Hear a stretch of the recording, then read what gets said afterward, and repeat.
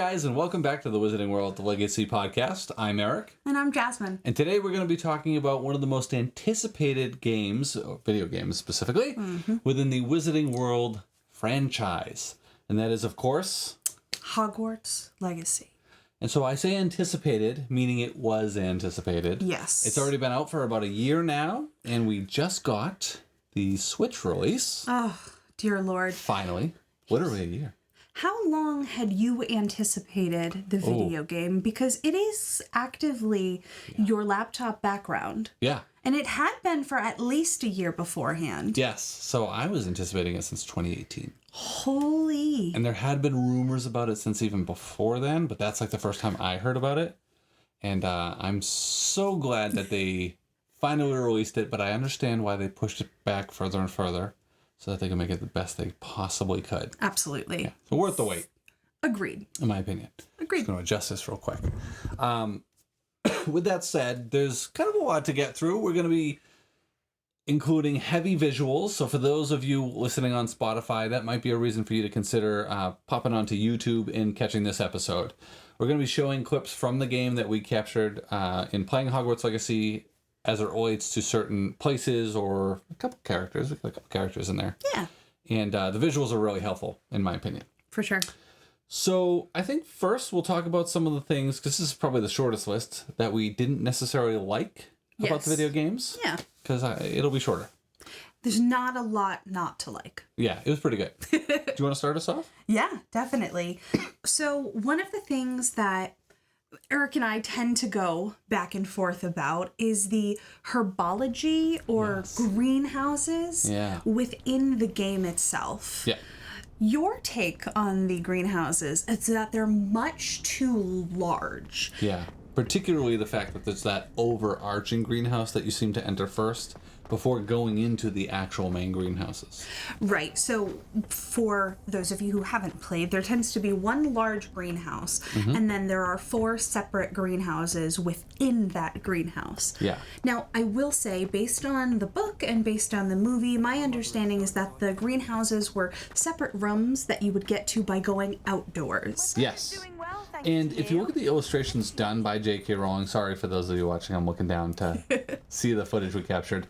If you look at the illustrations done by J.K. Rowling, which were used as references for the movies, and could have been used, certainly, for the games, she does kind of lay out a very particular structure. So you have sort of these independent rows of greenhouses, and then you have inside those, it's kind of like tiered per age group or per year that you're in Hogwarts. Based on the specific plant life that is housed within each of them, as they tend to get more dangerous as you go up. Yeah, so they get more dangerous. They may have more rare or intense, I guess, magical properties. So, you know, we see in Harry's interaction with Slughorn, his collection of the venomous tentacula leaves, which are a big part of the game. So venomous tentacula is very... In terms of collecting the leaves, it's rare. They have strong magical properties, and they're worth... You remember? 5 galleons a Is leaf it a on the 5 market? or 15 galleons per leaf? We'll have to double check that, and I'll insert it as text. But yeah, they're fairly expensive per leaf because of their potion brewing properties. Absolutely.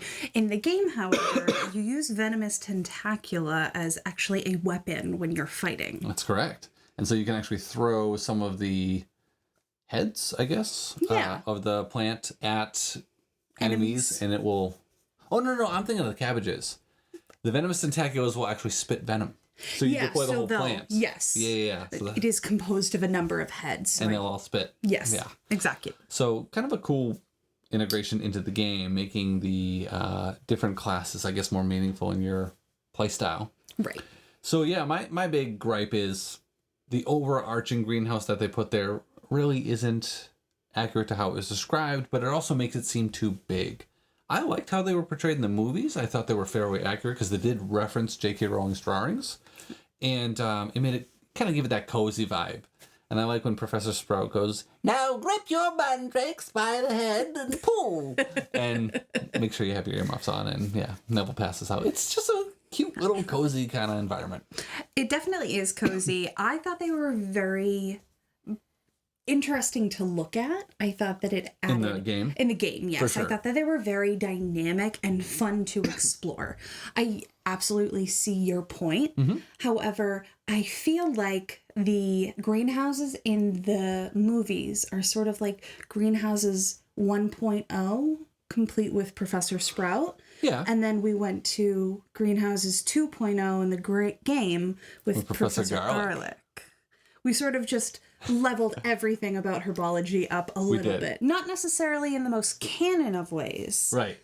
Yeah. But if we were going to level Professor Sprout up to such a degree, she had to have the greenhouses to match. That's fair. That's fair. For those who don't understand the underlying joke there and haven't played the game yet, there's this whole, like... I'm not surprised at all at how quickly you've bloomed. Professor Thirst kind of thing going on with Professor Garlic. She's supposed to be like this hottie in the game, which is a little weird to say about an animated character, but yeah, there's a lot of memes you can find out. Just Google Professor Garlic memes and you'll see them. Oh yeah. It's good. They're there. So that's herbology.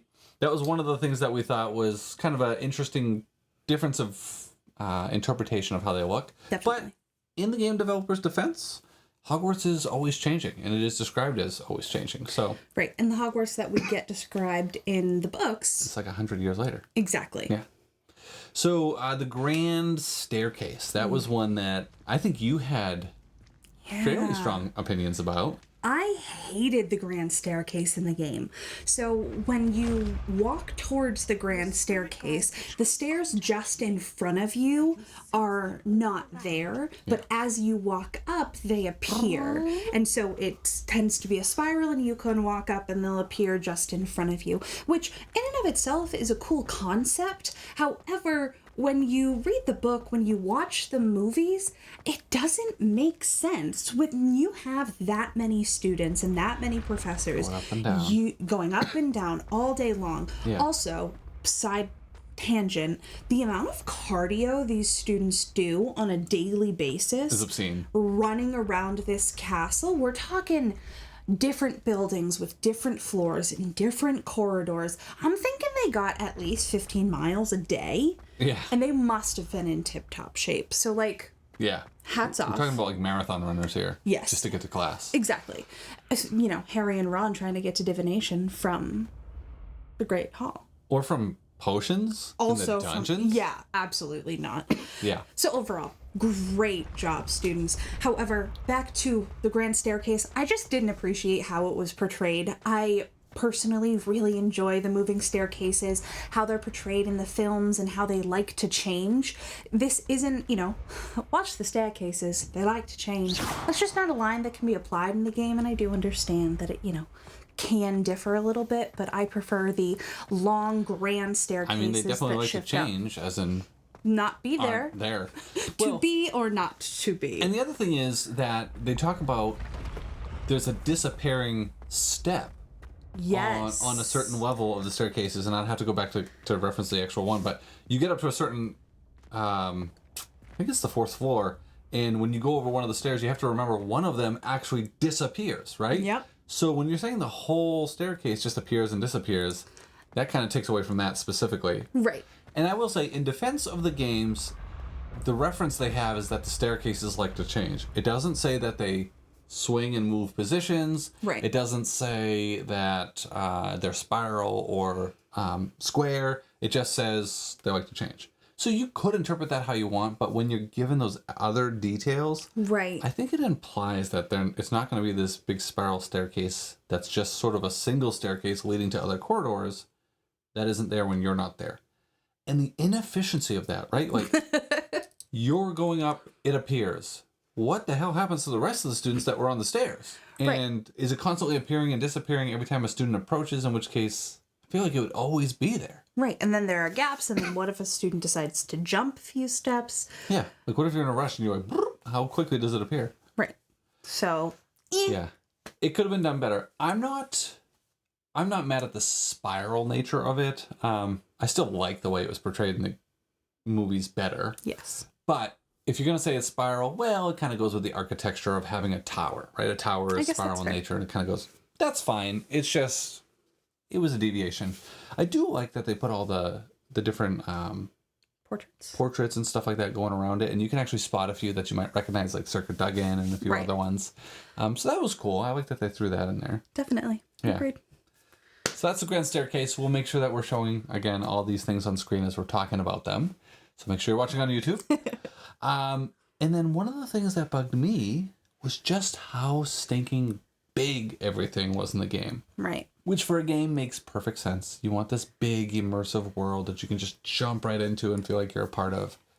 But you want to be able to explore it. Yeah, you do want to be able to explore and all that stuff. It just didn't feel consistent with how the Wizarding World was described in terms of the amount of students, the size of the castle, and all that other stuff. And even when you're flying outside of the castle or you see it on the map, when you get in, it's like, this seems a lot freaking bigger than what I just entered. Right. It's not, but it seems a lot bigger once you're in it in the game. Yeah, definitely. And you think you had mentioned that each class size tend to be somewhere around 20 students. Yeah. And there is the question of, is that just because we're seeing a post-First Wizarding World era entering school? Right? So these kids are coming in after the first Wizarding, in the films, after the first Wizarding War, and so the amount of wizards in the world is decreased because of the amount of murders that took place the first time Voldemort came to power. Plus you also had Grindelwald before that, but after this.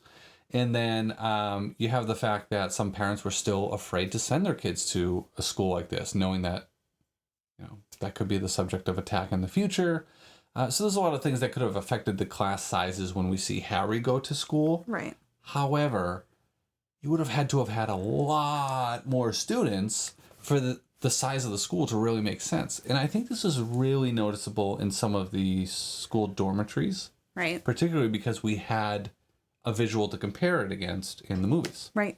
So you were a different house than I was. What did you think about Hufflepuff House? So personally, I liked Hufflepuff. However, in doing calculations of 20 students a class, it was larger than...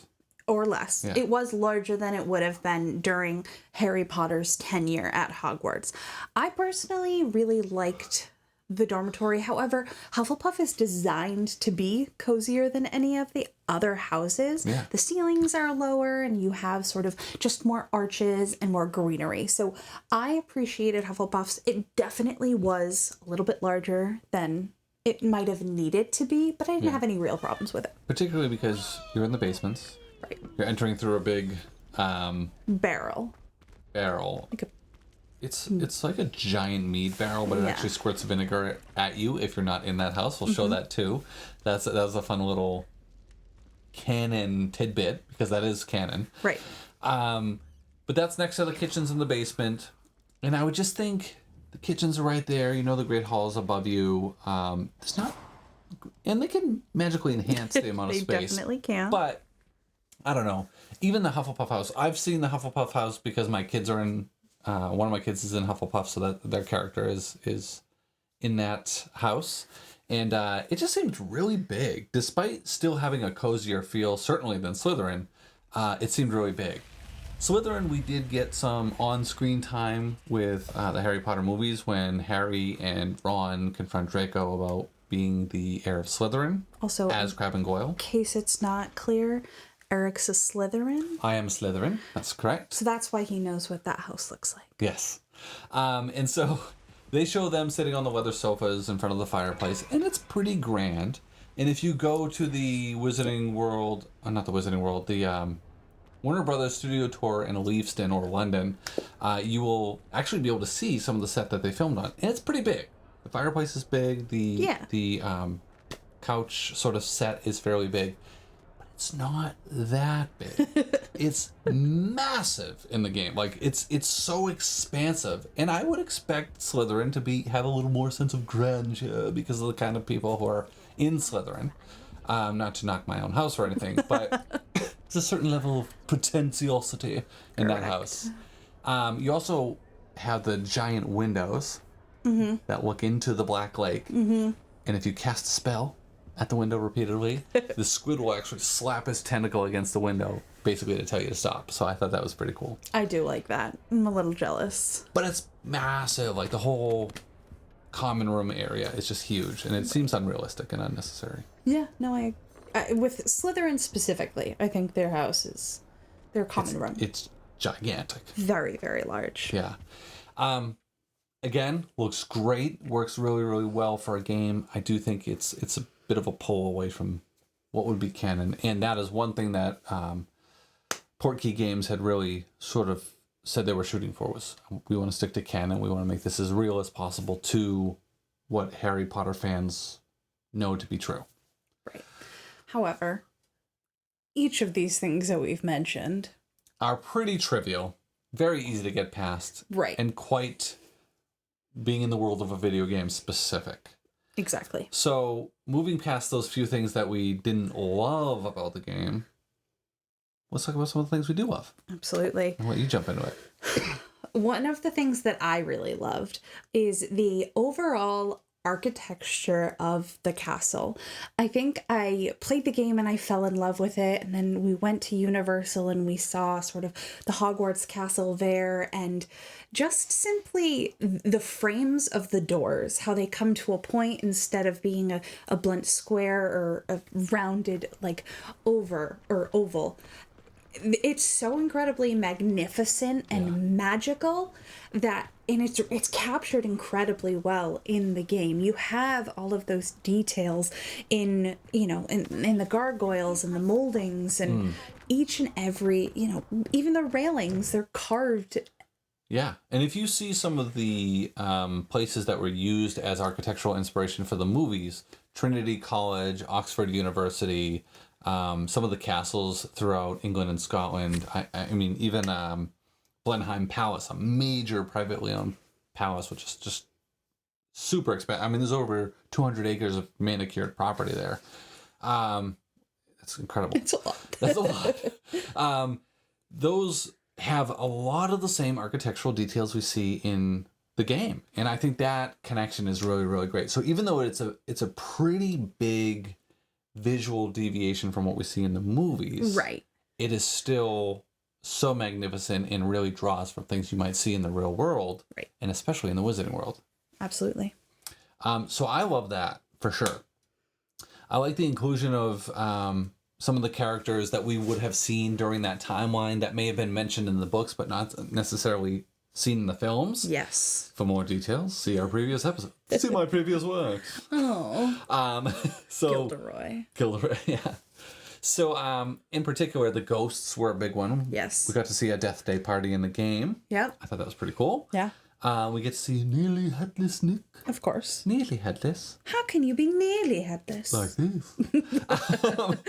So we get to see some of the ghosts, the Fat Friar, nearly headless Nick. I think you can catch a glimpse of the Grey Lady and Buddy Baron if you really look out. Some of the more memorable ghosts, I think, are actually harder to spot in the game.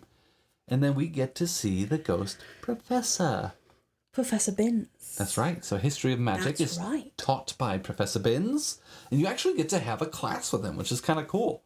I believe they even mentioned, I have to remember because it's been a long time since I played the quest, but I think they mentioned the Chamber of Secrets in that too. I think they do. That quest specifically, when we're connecting with Professor Binns, we go over, and it's a really great utilage of that professor in this quest. We go over a lot of the history that is discussed in Harry Potter's timeline of Hogwarts and the magical world. There's a bit of an exposition. They use it like an exposition dump. Yes. So for people who don't know what exposition is, that's like in a movie, or in this case a video game, they use dialogue between characters to explain things to the reader, listener, player that may be important in the overarching storyline, but they don't want to just say the words flat out, like speak to the camera, hey, this is what's going on. Right. So for example, if I said, Eric, well, what is Harry Potter? Well, Harry Potter is like my favorite book. Harry Potter was written by J.K. Rowling. She started writing it in the 1990s. It was released in,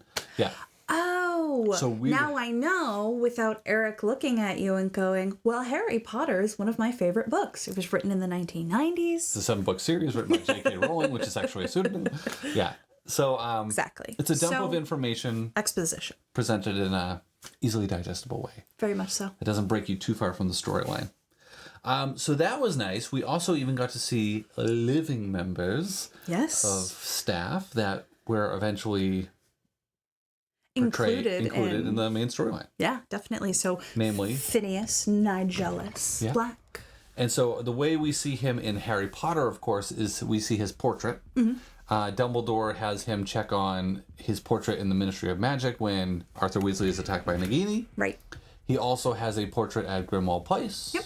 And, of course, the one in the headmaster's office. Right. So he was a former headmaster. We see him as the former headmaster here. And most importantly, he's a dick. Yeah. And the first time I think we hear about him is from Sirius when he says he was a former headmaster. He's going through the tapestry with their family tree. Right. And says he was one of the least liked headmasters in Hogwarts history. Right. And that proves true. Yeah, absolutely. He's definitely a jerk. My guy canceled Quidditch, so. Yeah, not cool. Not cool. So he was another one we got to see.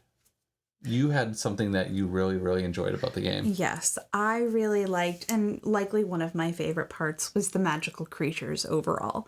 The different creatures that you got to interact with: unicorns, phoenixes, hippogriffs, nifflers, puffskeins, measles, thestrals, giant purple toads. Yep. You get to interact with nearly all of them, and you get to capture them and care for them. So they're breed them, feed them, play with them. Games with them. So they're like thoroughly included throughout the game, and they're magical. They look magical. They behave magical. They are magical. I personally love animals, generally speaking. Floopers. And if I could have magical animals, you bet your ass I would. For sure. For sure. So it's very exciting. You get to ride your hippogriff, a rumpins. But they don't have a rumpins. Oh my god, they don't. You're right. That's one of the things that I wish they had, because... Graphorn. That's what I was thinking of. Graphorn. So a rumpins would be really cool, because you could, like, in order to catch them, they could have you do, like, the dance that attracts them, like they did in Fantastic Beasts. Absolutely. That would have been a cool inclusion. Yeah. And you could have used its horn for magical properties. Mm-hmm. And that could be a nod to Luna Lovegood, because they called the Rumpin horn the horn of a Rumple Snorkack. Yes. Or Crumple Snorkack or something. I forget the beginning of the first word. I think it's a Crumple Snorkack. Snorkack, yeah. And it ends up exploding in their house, and that's what actually brings down the Lovegood estate. Yes. It's not just the Death Eaters attacking it. And flying around it. Which they can't do. Exactly. No big deal. See how farmer works. So that would have been cool. It would have been cool to see a couple other magical beasts. Right. And of course, that leaves opportunities for future games if they decide to do subsequent games for other things to integrate. Absolutely. House elves were another thing we got to see. So, yeah, human intelligence. Yeah. That's centaurs, but okay. I mean, they talk. They have an upright posture, multiple digits. That's what Umbridge is saying magic. about centaurs. Let's quote appropriately, please. Thank you. So we get to see house elves throughout the castle performing different duties. So cleaning. We get one that works for the... So Mrs. Weasley is basically the Minerva of the time, and she's deputy headmistress. Yes. That's what I'm thinking of. She works with her and helps you with your room of requirement, which is an area you get to build out so that you have an extra space to study. They help you with your not terrariums. It's going to bother me. Your different environments in which you can bring your magical beasts, and I'm going to forget the name, but I'll put it as text below. And, oh God, it's going to bother me. And you get to see them in their different situations. One of the cool things that you get to do is if you get into the kitchens, you get to see them preparing some of the meals. There are tons of like videos and memes of them stomping around in what I presume are grapes to make wine, which is interesting because you're at school with a bunch of underage wizards and they're making wine. Excuse me. And so you get to see them doing that. You get to see them by the ovens, cleaning the floors, setting the tables. And if you go down to the kitchens, you get to see how the tables are lined up to mimic what is in the Great Hall. Because for those of you who don't know, when the meals are made, the house elves are making them downstairs, which is a big deal to Hermione because of the formation of spew. Spew, yeah. And then they magic them up to the main floor of the Great Hall onto your table, and then you have your feast. Exactly. And Hermione goes on a minor hunger strike. Vivariums. Yes. Thank you. Did some quick Googling. The environments in which you can keep your magical creatures are called vivariums. Yes. And the one specific house elf who supports Mrs. Weasley and also supports you in your room of requirement, his name is Deke. Deke. That's right. So seeing the house elves was pretty cool because as much as they talk about them in the books, we don't really see much of them. I mean, we literally just see Dobby and Creature in the movies. There was a lot of other house elves that would have been around Harry, around the castle. Right. They talk about them more in the books. Right, when they go and they, Try to leave visit stuff the out. kitchens for the first time, and then the house elves are all around and doing everything that they can to be helpful just because they love to be helpful. Yeah. Yeah, so that was a missed opportunity in the movies, but a great inclusion in the games. Absolutely. There's another area that you loved. Yes. Yeah. So I love the architecture of the castle. However, if there was ever an architecture that I would love to live in, it is the architecture and design of the map room. All of the ancient magic that you see throughout the game included is this beautiful teal color, and all of the map room elements tend to be like sleek black, silver, and really emphasize that teal color. It's all kind of woven throughout the design of that room. Exactly. Yeah. And I just think it was so well done, and because there wasn't anything necessarily to draw from, because this was the game development, they sort of had all of the freedom, and I really appreciate the direction in which they went with it. Yeah, they did a great job with that. And it was a cool element outside of the main storyline to really differentiate the games from Harry Potter, because it's not Harry Potter Legacy. Right. It's Hogwarts Legacy. Exactly. So. And the Hogwarts is not all about Harry Potter. Correct. Contrary to popular belief. The question then becomes, of course, did they actually stick to canon? Right. And so one of the things we wanted to do as we go through this video is talk about certain locations. We already talked about the greenhouses. Another location that I found to be fairly important was the astronomy tower. And it was important for a couple of reasons, both looking at the books as well as the movies as well as the games.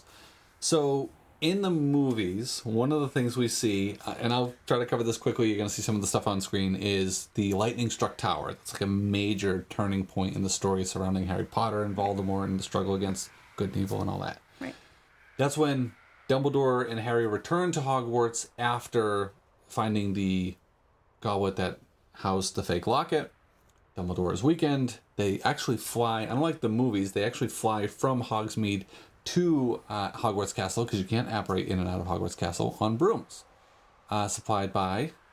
the Leaky Cauldron. Oh, Madame Rose Merita. Yes. Good lord. And so they fly over on brooms. They land in the astronomy tower, because it's kind of like an open area, which you can see in the games. And then he's confronted by Draco, and you know how it goes from there. He has to do it. You get it. I have to do this. They're going to kill me. So the confrontation happens, and obviously we see Snape. Avada Kedavra. Severus, please. And we see Dumbledore go over the edge of the lightning struck tower. Right. And he falls. And then we next see him in a courtyard. The problem with that is, if you look at the actual architecture here, which I did compare against the actual bigature of the castle that was used for filming, in neither circumstance could he have fallen into a courtyard, unless there was an incredible magical gust of wind or a thestral caught him and just kind of deposited him in the courtyard. And that's not what we see. So him kind of going to his death in the courtyard couldn't happen. He would have hit one of several roofs. Right. Which could have made for a very different position when he finally landed. Right. So we'll show that on screen. I thought that was actually a good thing to be able to see for yourself, because I always kind of questioned that when I saw the movies and then did the studio tour. I'm like, how? How did he get over here? Like, everyone's in a courtyard raising the wine. It's not here. It was a magical murder. It was a magical murder. It was. But still, it was kind of cool that despite the architectural differences and seemingly scale differences, it still lined up. So that would argue that it sticks to canon. And then if you look at the inside of the astronomy tower, which again we'll show, you can even see that there's kind of the two layers. You've got, actually it's kind of multiple layers, but in terms of the main tower, you've got that upper layer where they come in and they land, and you've got some of the telescopes, you've got some of the other orbiting devices that you see in the movies. And then there's a set of stairs that brings you underneath, where Harry sees Snape kind of shush him, and then he goes upstairs, and then he eventually kills Dumbledore. The in and out from that location doesn't make much sense in terms of how Bellatrix and all them come in and then leave versus how Snape comes in and then leaves. And again, if you play the game and you go to that little under compartment, that'll make sense. Right. It's more like a storage. It's more like a storage, It's and like a you reverse almost attic. have to go up to go down. Right, so there's like one staircase leading in and out of it. Again, it's kind of like a reverse attic. Right. And Snape in the movies kind of comes through there. Right. Which doesn't make sense. But some things happen on film that just happen on film. Magic. It's magical. And then there's several other places which we'll jump into. I think the next logical one, given our height in the castle, would be the divination classroom. Absolutely. So the first thing that you see when approaching the divination classroom, and the first thing that they have done incredibly right that they definitely didn't do right in the movies, is they actually have the ladder, the like linked ladder for Yeah. rope ladder. And I don't know that the type of ladder was the biggest sticking point we had against the movies. Right. But in the movies, it's like you're just going up another spiral staircase. Exactly, with one of 700. Yeah. Whereas in the books and in the game, you have this spiral, or this ladder that you just... It just drops down. Right, it drops down as you approach, and you, well, in this case, Eric's character aggressively climbs his way up. Yeah, he just like rips his way out. He wants to get to divination. Exactly, he's excited, Yeah. which makes sense for He's you. about to prophesy. Yeah, he's gonna prophesize. And I thought that was great because it was literally to the T book accurate. Very much so. And so was the entirety of the divination classroom. You Yeah. had the poofs that they sat on, the small tables, the orbs that they were looking into, the teacups that they would drink and then analyze. And I loved the orbs that they used. They looked really cool. They did, absolutely. Yeah. Overall, the divination classroom was done really well. I still like that they also had the perfume kind of stuff. Yeah, there was sort Even of just like as you're the at the ladders. vapors. Yeah. Right. It's sort of like the perfume almost comes down with the ladder. You get that first, like... Well, and then there's kind of like the... it's not like a sage, it's like a pink perfume. It's a definite nod to Trelawney's tenure there. Right. But it kind of makes you think that this is just how divination is. And I think a lot of us have certain associations with like fortune tellers that we would think of. Right. I do like in the movies all the drapery and all that kind of like coziness, and even though it's a big space, they kind of do all that to kind of, everything's ethereal and flowy like the winds of time and the wisps of the future. Right. And in the, I forget if it's in the books or not, they talk about how, like, you can't breathe in there. It's like suffocating because it's so hot and there's so much like vapor and perfume and stuff. And again, that might be Trelawney specific, so there is some difference there, but the overall representation of, again, the poofs, the tables, the teacups, the orbs, perfectly done. And the biggest thing for us, I think, was the dropping ladder. That ladder. Yeah. Next is Hagrid's hut. Mm-hmm. So it was there, and it's... And it would be there. It would be there, but in it's the 1800s. not necessarily Hagrid's. It would have just been the gamekeepers. Yeah, so there's a couple things about Hagrid's hut that I think are important. One is the fact that it looks the same as we see in the movies. It is located in what would be the same spot as we see it, at least from the third movie on. Yep. There is a difference between the first time we see Hagrid's hut and later on in the movies. We'll get to that in one sec. But it is a very accurate representation. You can come across the bridge, the big wooden bridge that they blow up. You come down the little hills, you see those standing stones, and then you come down and the gamekeeper's hut is there. Now, the reason the distinction between Hagrid's hut and the gamekeeper's hut is important is twofold. One, obviously Hagrid doesn't exist yet, and so it can't be Hagrid's hut. Correct. And two, calling it the gamekeeper's hut or the keeper of keys hut kind of leads to one of the differences between the movies and the game. And that is, in the movies, when we talk about magical creatures, we associate that with happening outside of Hagrid's hut, because it talks about them going down to his hut and things like that. Right. In the games, there's a totally separate area, which again we'll show on screen, of the magical creatures area. And there's a different magical creatures hut and class and all that stuff there. Right. And the hut there is really more to house animals and stuff. It's not where you would live. Right. So that's kind of important. Little nod in the game, which I thought was very tasteful, is after the passing of Robbie Coltrane, they actually tucked a little tombstone behind the hut. So sort of near the exit, the rear exit of the hut. And it was nice because it has a little hippogriff on the front of it, which is a nod to Buckbeak or Witherwings. Very nice. And the tombstone was meant to be, again, an homage to Robbie Coltrane because of his passing. So that was one of the late additions before the game actually launched that the developers thought was really, really important. So even though it was a known deviation from canon, they just said, this is a worthwhile one because we want to, in our own way, immortalize Robbie Coltrane in the games. Yeah. So It was well done. I thought that was nice. Yeah, I appreciated it. Moving on from the one and only Gamekeepers or Hagrid's Hut, was Azkaban Prison. I never got to go there. Yeah, it 'Cause I'm pays a- off to be a Hufflepuff. Maybe. No, it does actually, though.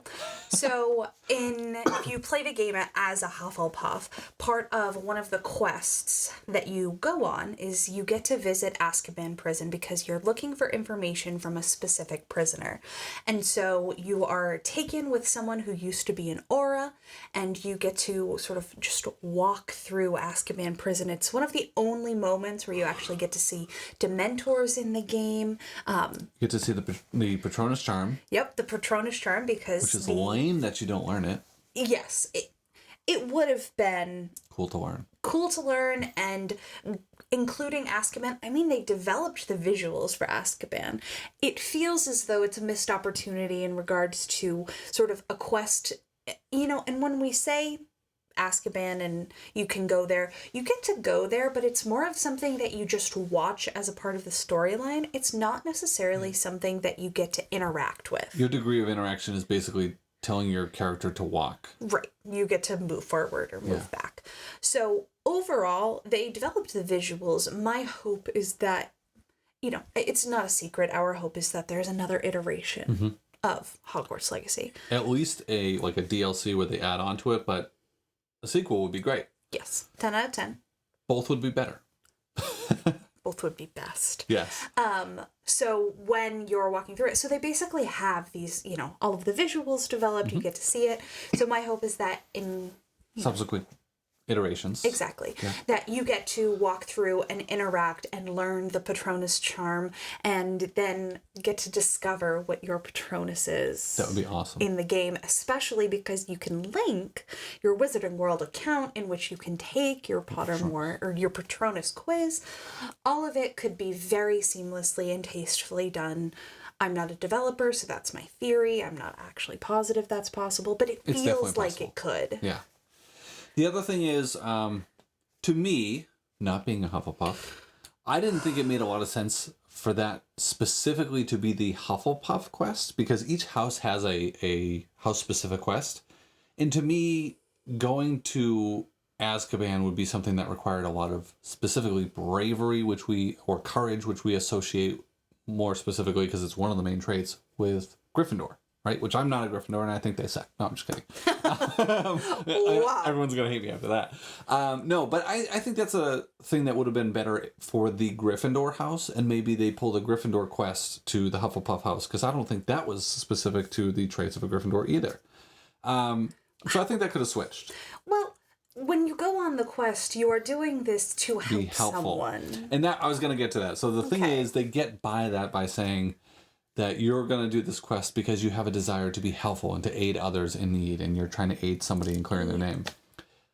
I think that was a half-hearted way in getting something that would have been interpreted as a brave act to be just a helpful act. Mm-hmm. Not to say that Hufflepuffs aren't brave. That's not giving you credit. I'm just saying.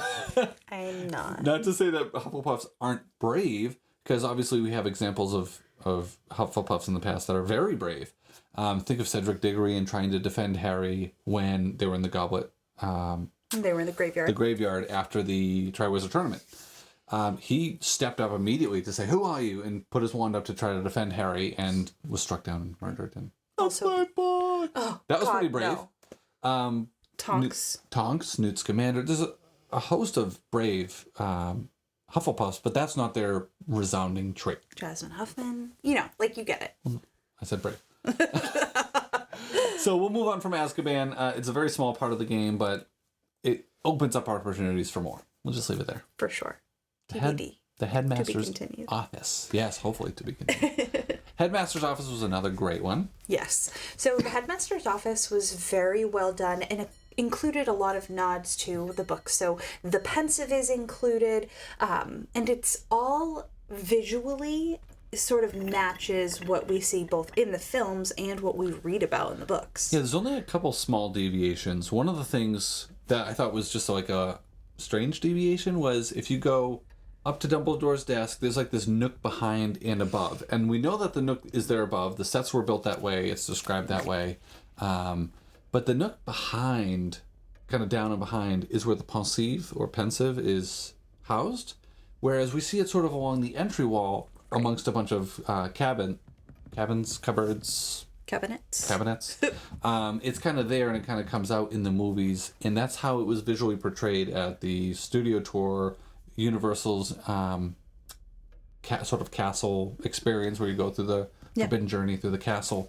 I thought that was just kind of a weird deviation. Yeah. They easily could have accommodated it, because the rest of the room looked pretty much identical. Yeah. And having walked through what would have been Dumbledore's office in the Universal Studios attraction, it was real close, like real close. Yes. So I think that was a good one, but there was just, I guess, that one seemingly senseless minor deviation. Yeah. And maybe it was just located in a different spot then. Absolutely. So. Not a big deal. Something we noticed. Yeah. The other cool thing was, when you're on that same level, there's another corridor that you can take prior to getting up past the Gryffindor that leads you to, and you need like a special key to unlock that. Mm-hmm. And it's complicated to get in, but once you get in, you get to go up a set of stairs, and you are brought to see the Quill of Acceptance and Quill of Acceptance and Book of Admittance. Yes. Which is important because when Hagrid says, "He's had his name down since he were born." Since before you were born. Since before he were born, that's right. That's actually an important line, because Harry and the fact that the prophecy had been made about him before he was born was so important to the overall magical world that before he was even born, the Book of Acceptance and Quill of Acceptance, Book of Admittance, literally had already written his name down. So he was absolutely going to go to Hogwarts when he came of age. Right. In contrast to that, you have the other person who could have been the chosen one, Neville, who didn't express signs of magic until pretty late. Yes. And might not have gotten his letter if it weren't for his uncle dropping him off the balcony. And bouncing about. Yes. So that was a cool thing to be able to see in person, and kind of like that little nod. And you see it writing names down and a bunch of lists of names in the books. It's cool. It's pretty cool. Bringing us down a few floors. Several. Many a floor. Yeah.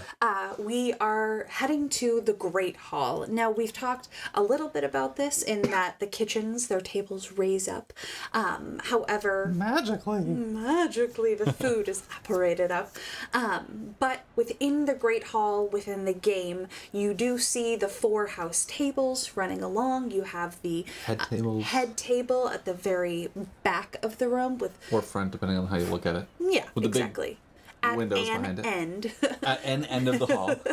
And you have these gorgeous stained glass windows all behind it with this great big fireplace. Yes. That one is one of those rooms that feels quintessential to Harry Potter. Ceiling and everything. The enchanted ceiling. You have the candles. It feels pivotal. Yeah. And I feel the movies did that totally right. Yes.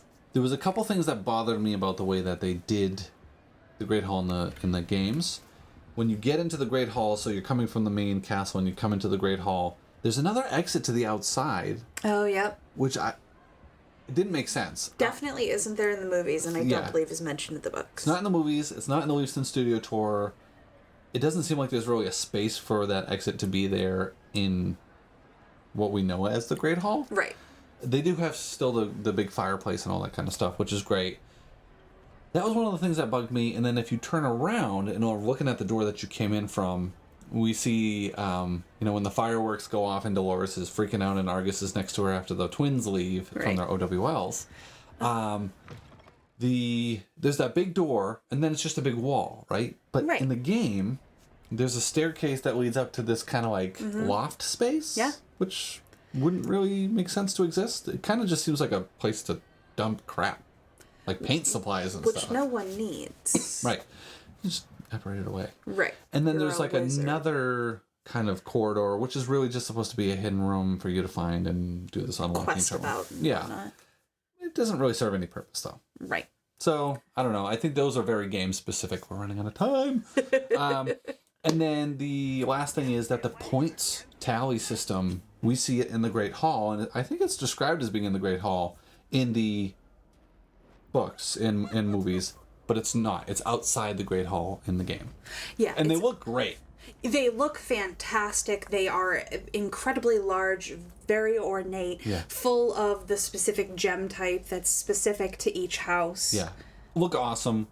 I just think they were not in the right place. Not necessarily in the right place. However, you did have a cool idea about potentially a morality clause within the game. I would have loved to have seen that, where your behavior, if you were caught doing certain things by teachers, you could have been punished and lost points. I think that should happen. Instead, depending on the house you're in, it just seems that you're the house with the most points, which, I don't know.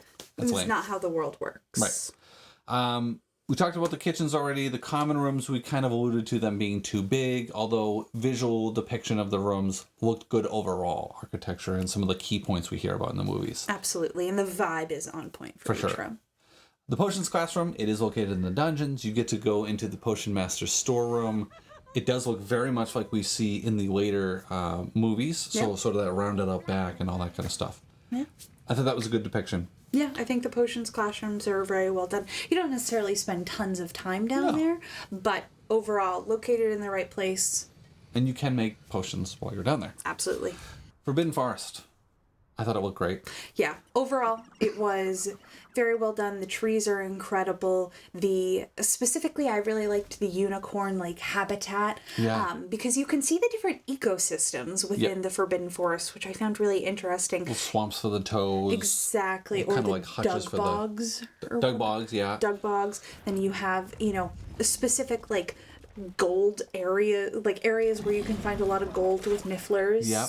You've got the runic markings on the trees around where the unicorns are. And then, of course, the spiders. Loads of spiders.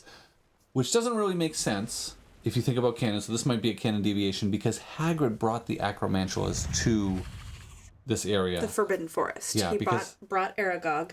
Found him a mate, and that's what colonized the acromantulas there. They didn't exist before Hagrid. So that is a big deviation.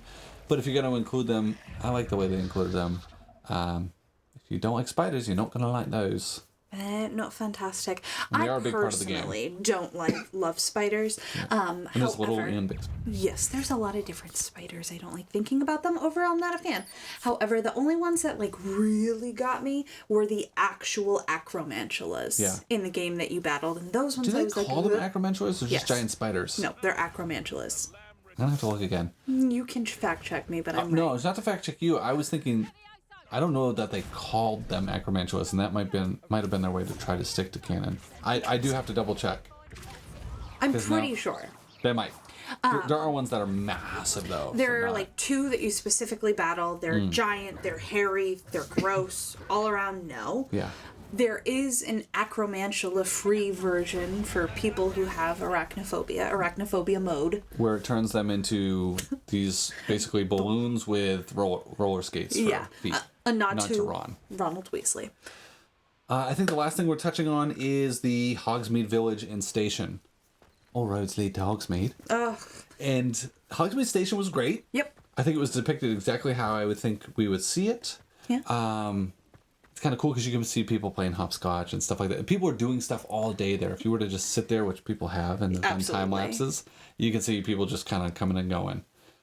Although there's kids there that literally play hopscotch until they just disappear. It's kind of weird. I would be exhausted. And then Hogsmeade Village is awesome. You get to see all the different shops. Yes. You get to actually purchase things at the shops. You get to interact with shopkeepers, NPCs within the world, and you actually get to get your own shop. Yes. If you have PlayStation, that is going to be coming to the other systems as well at some point. You can purchase that as an add-on, I believe, a DLC. But for those who got it on PlayStation, you actually get to do this mission, which allows you to become a shopkeeper, which is pretty cool. The mission to become a shopkeeper is a lot. It's a bit of a horror story. Yep. Literally. But it was actually well done. It was very well done, like and I was very engaged for a very long period of time. For random side quest, it was great. Yes, absolutely. And, very long period of time. If you do purchase this game or if you do play it, just prepare to sign off of life for 6 to 7 days. Yeah. I think I'm all in all 80 hours in, and you're like over 100. I'm definitely over 100. And it was that's in with one house. Short period of time. Right. Right. You can do more. And I One still don't house. have 100% of all those tiny little details. But everything else is marked 100. I double checked. I'm missing a few too. Yeah. So for the achievements, which are like PlayStation achievements. Right. Exactly. Yeah. I think that's about it. So that kind of wraps up our summation of the game. It's very well done. I hope we see some DLC, but I really hope we see a second one that it goes into our next year at Hogwarts. And I would love for it to eventually expand to our time as adult wizards outside of Hogwarts. Right. I think that'd be awesome. That would be incredible. However, we'd need a different map. Or at least a big addition. Yeah, they have to add on to the map. Very much so. For sure. So I hope you guys enjoyed this episode. Join us for our next one, and we'll see you then. Thank you. Bye.